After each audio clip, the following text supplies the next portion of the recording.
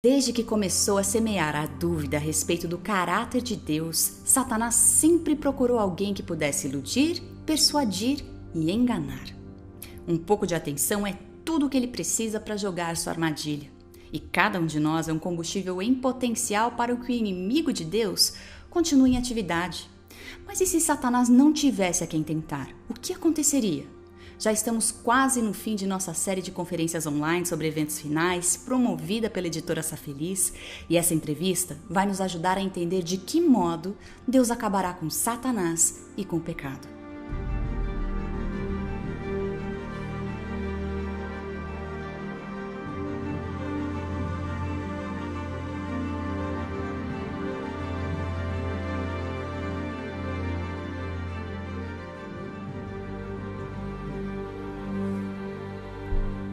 Falar sobre o inimigo de Deus nunca é assunto fácil e nem agradável. Afinal, Satanás foi e ainda é mais inteligente e astuto que nós humanos.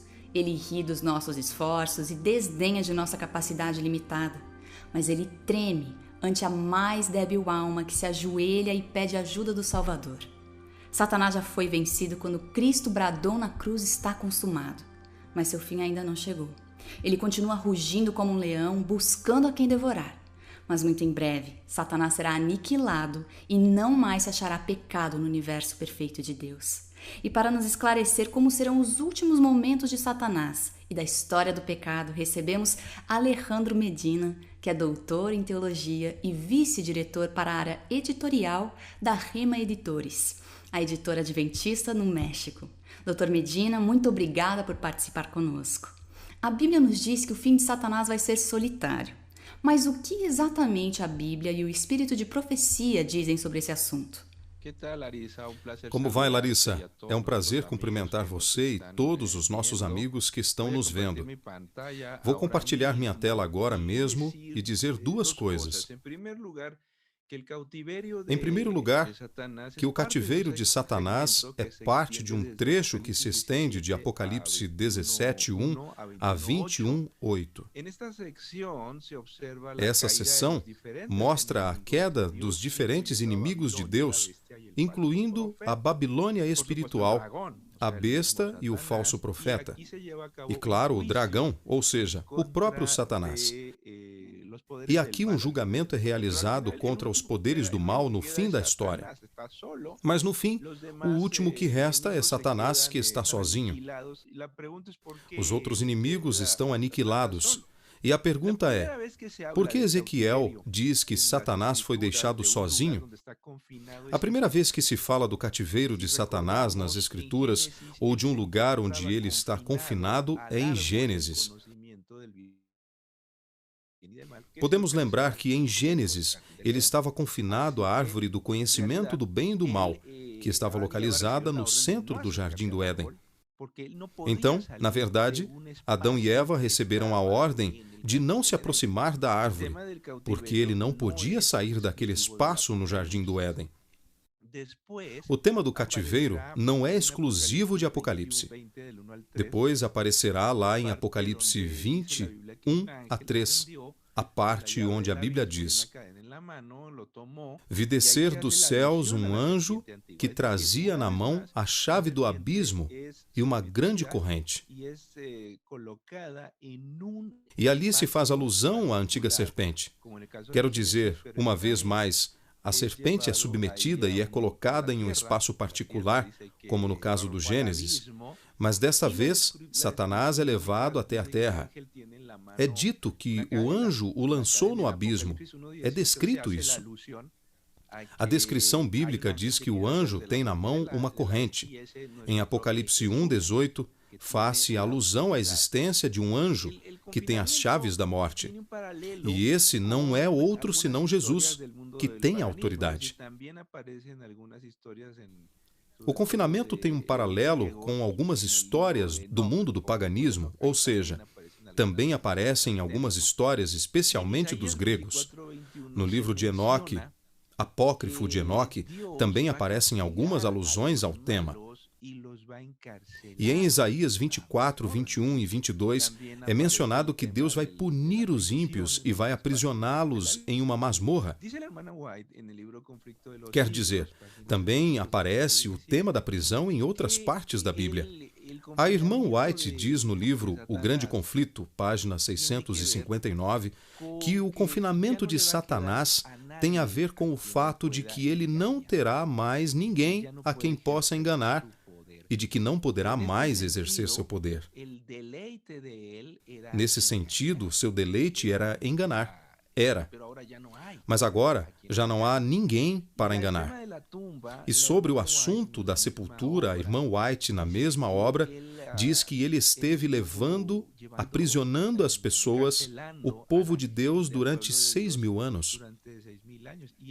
E essa prisão se refere ao túmulo. Porém, o Senhor quebrou suas correntes. Aqui, a imagem de correntes e túmulo é interessante, porque ele os tinha presos. Agora, durante os 1.000 anos, a irmã White diz que ele vagará de um lado para o outro enquanto a terra está desolada. E tudo parece indicar, diz ela, e essa declaração é muito interessante, diz que ele sofre intensamente. É muito difícil para ele não ter a quem enganar. Mas Satanás ficará sozinho ou os outros anjos caídos estarão com ele? Satanás estará sozinho, totalmente sozinho, porque não tem a quem enganar. O único que resta e o único que vai estabelecer esse tipo de exercício. E é isso que a Bíblia e a irmã White dizem sobre o assunto. Como e onde será essa prisão?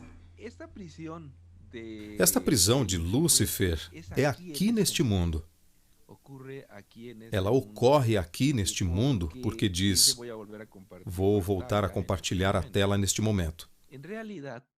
Na verdade, quando foi expulso do reino do céu pela primeira vez, ele tinha uma chance de sair.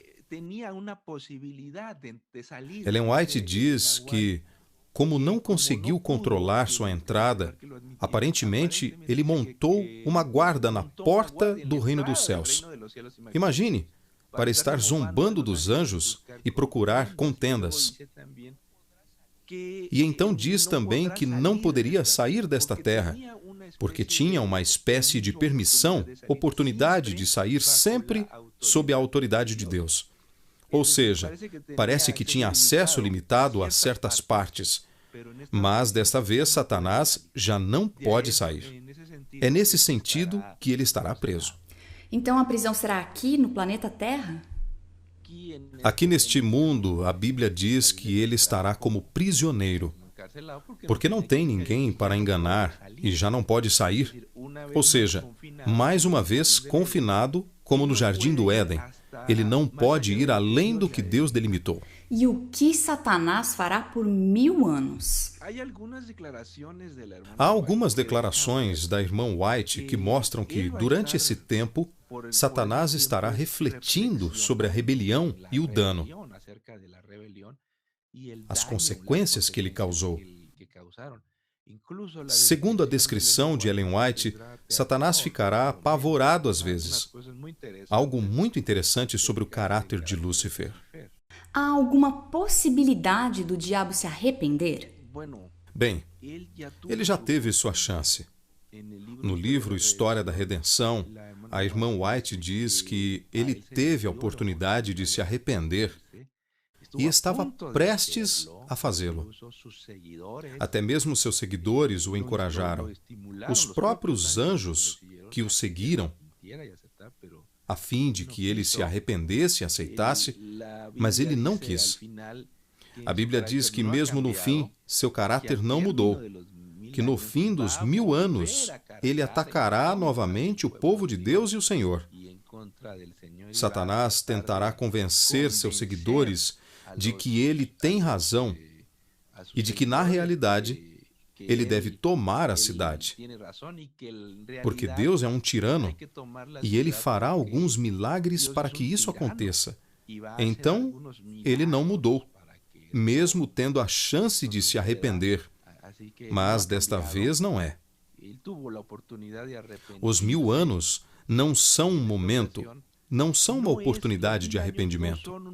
Esses 1000 anos são uma amostra do que Deus faz de sua autoridade. Em tudo, durante toda a existência de Satanás, ele está sujeito à autoridade divina. Ele nunca foi um ente ou um ser que pôde agir sem limites. Ou melhor, ele teve que se submeter à autoridade de Deus. Ele pode agir e pode se mover até onde Deus lhe permite, em todos os momentos, seja no jardim do Éden, seja quando Jó menciona que estava indo a outros mundos, ele se apresenta diante de Deus. Vai porque Deus permite e chega até onde Deus lhe permite.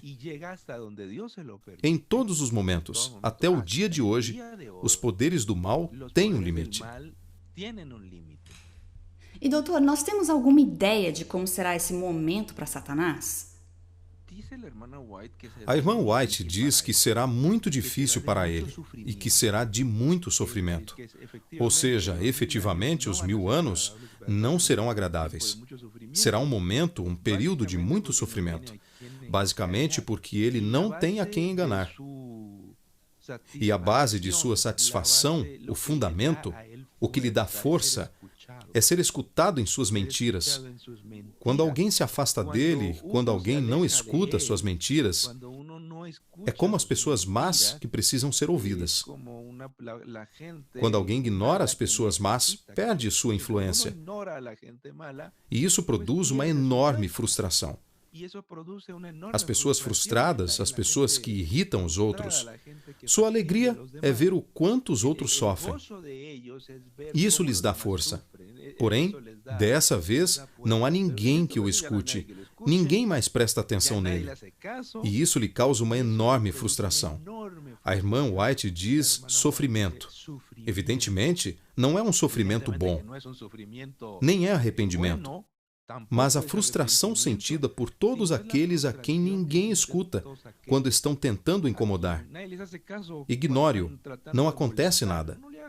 E então eles ficam ainda mais frustrados. E para terminar nossa entrevista, qual é a mensagem de Deus hoje com esse assunto do cativeiro de Satanás? Muito bem. Vou voltar a compartilhar a tela agora para mostrar esses pontos. Em primeiro lugar, dizer que, desde a expulsão, da expulsão do céu à subsequente vitória no jardim do Éden sobre Adão e Eva, Satanás reivindicou ser o príncipe deste mundo. Ele tentou nos fazer crer que ele é o dono, que ele é quem manda, que este planeta pertence a ele, que nós lhe pertencemos e que estamos sujeitos à sua autoridade. Isso não está certo, de forma alguma. E assim, quando, por exemplo, é apresentado diante de Deus no livro de Jó, de onde você veio, de perambular pela terra e andar por ela, nesta parte das Escrituras, o Senhor nos lembra que Jesus é o único que tem as chaves da morte e do Hades.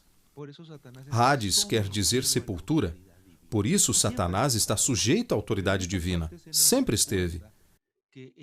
Porém, nesta parte, somos lembrados que o verdadeiro soberano deste universo é o nosso Deus e que a ele pertence a autoridade. E que, na verdade, esta parte da prisão do diabo, do cativeiro, é um prelúdio da destruição.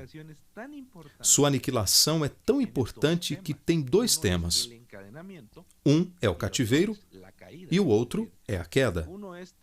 Ou seja, um é, vou subjugá-lo, porque aqui quem tem autoridade sou eu, diz Deus, e você logo será destruído. Em todos os momentos, Deus controlou Satanás, embora ele nos faça acreditar que ele é soberano deste mundo. E isso não é verdade. Outro detalhe é que Satanás não muda. Não muda. O Grande Conflito, página 663, mostra que o caráter dele não mudou, pois ele ataca outra vez no fim. tentando destruir os filhos de Deus. Portanto, a palavra do Senhor mostra claramente que o caráter não mudou. Que se ele tivesse mais uma chance, isso revela diante do universo também o caráter de Deus para mostrar a verdadeira tendência de Satanás. Muito obrigada, Dr. Medina, e muito obrigada também a você que nos acompanha. Até a próxima!